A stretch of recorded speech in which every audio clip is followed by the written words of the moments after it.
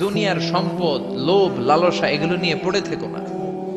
এই যে আমাদের ফ্যামিলি, আমাদের বাচ্চা কাচ্চা, আমাদের এত টাকা পয়সার হিসেব, মাস শেষে বাড়ি ভাড়া, গ্যাসের বিল, এইটা সেটা, আপনি কি মনে করছেন যে আপনি চলে গেলে এগুলো থেমে থাকবে? কিছুই থেমে থাকবে না, সব চলবে আগের মতো, থাকবেন না আপনি। এজন্য শাহাদাত ফয়সাল ওনার ফেসবুকে সর্বশেষে লিখে গিয়েছিল, আমি হীন দুনিয়া, মানে এমন দুনিয়া যেটাতে আমি নাই। সব চলে, সকাল গড়িয়ে বিকেল হয়, শীত শেষে গ্রীষ্ম আসে, দিন শেষে রাত নামে, সব চলে, নাই শুধু আমি। চিল্লায় বলেন ঠিক কিনা? তো এজন্য এগুলি একটু ভাবেন। অনেক ব্যস্ত আমরা, এই দুনিয়ার পুরো জীবনটা এটা হচ্ছে লালসাময় একটা জীবন, লোভ, মরিচিকা, মায়াজাল। এই মায়াজালে আমরা আটকে আছি, ফলে মৃত্যুর কথা আমরা ভুলে গিয়েছি। পাগলের মতো ছুটছি, আরো টাকা লাগবে, আরো খ্যাতি লাগবে, আরো যশ লাগবে, আরো দাপট লাগবে আমার।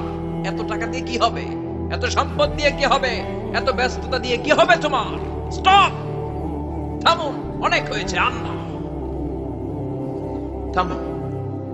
Take a rest, take a breath, and think about death.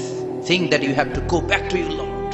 একটু বসেন না, একটু ভাবেন যে আমাকে চলে যেতে হবে, চলে যেতে হবে। এই কোলাহল, এই ব্যস্ততা, এগুলো থাকবে, থাকবো না আমি। সাইয়েদনা ওমর ফারুক বলেছেন, মুতু ক্বাবলা আন তামুতু, মরার আগে একবার মরো। হাসিবু ক্বাবলা আন তুহাসাবু আলাইকুম, তোমার হিসাব নেওয়ার আগে তুমি একবার নিজের হিসাবটা করো না।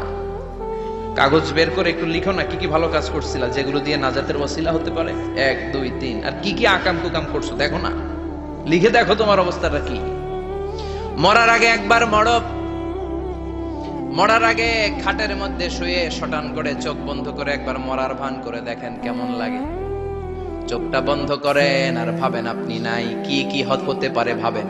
আপনার ছেলে মেয়েরা কান্না জুড়ে দিবে, আপনার প্রাণের স্ত্রী বিলাপ শুরু করে দিবে, বন্ধু বান্ধবের চিৎকার আর মাতম, স্থানীয় এলাকার মসজিদে ঘোষণা, অমুক এলাকার নিবাসী অমুক ভাই, অমুকের ছেলে অমুক দুনিয়ায় নাই।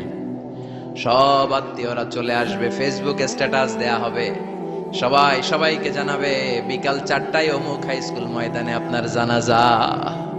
ছুটে আসবে, সবাই ছুটে আসবে আপনাকে শেষ বিদায় দিতে, গুড বাই জানানোর জন্য, আল ওয়াদা, বিদায় জানাতে আসবে সবাই।